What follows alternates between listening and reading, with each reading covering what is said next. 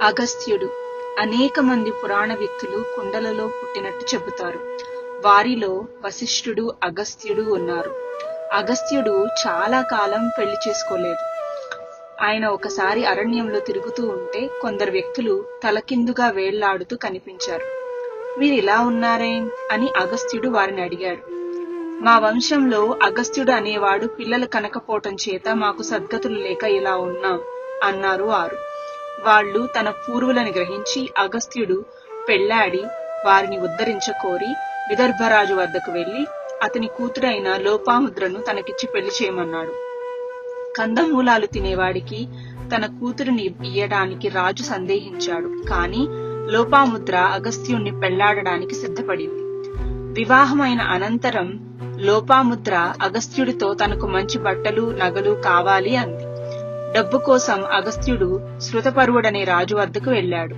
శృతపర్వుడి దగ్గర డబ్బు లేదు. ఇద్దరూ కలిసి ప్రజ్ఞస్వుడు అనే రాజు వద్దకు వెళ్లారు. అతని వద్ద అదనంగా డబ్బు లేదు.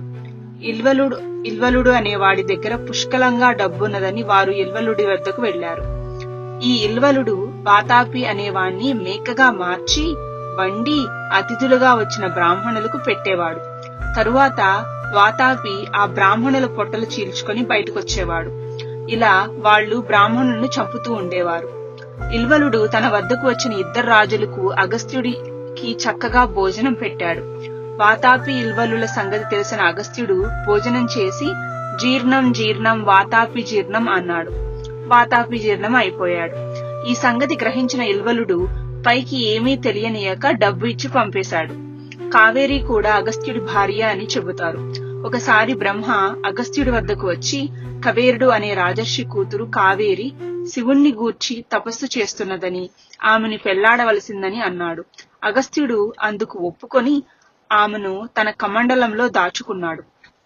తరువాత అగస్త్యుడు వింధ్య పర్వతాన్ని శిక్షించడానికి బయలుదేరుతూ తన కమండలాన్ని శిష్యుల పరం చేశాడు. వాళ్లు జాగ్రత్తగా ఆ కమండలాన్ని తీసుకుపోతూ సహ్య పర్వతం చేరేసరికి కావేరి నదిగా మారిపోయింది.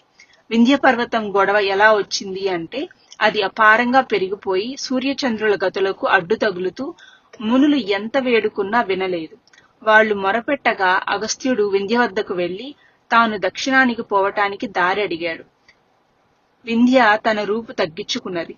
తాను తిరిగి వచ్చేదాకా అలాగే ఉండమని వింధ్యకు చెప్పి అగస్త్యుడు దక్షిణానే ఉండిపోయాడు.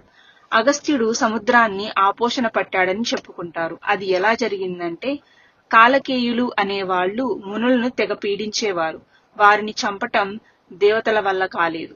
వాళ్లు సముద్రంలో దాక్కునేవాళ్లు. దేవతల కోసం అగస్త్యుడు సముద్ర జలమంతా తాగేశాడు. అప్పుడు కాలకేయులు బయటపడి దేవతల చేత చచ్చారు.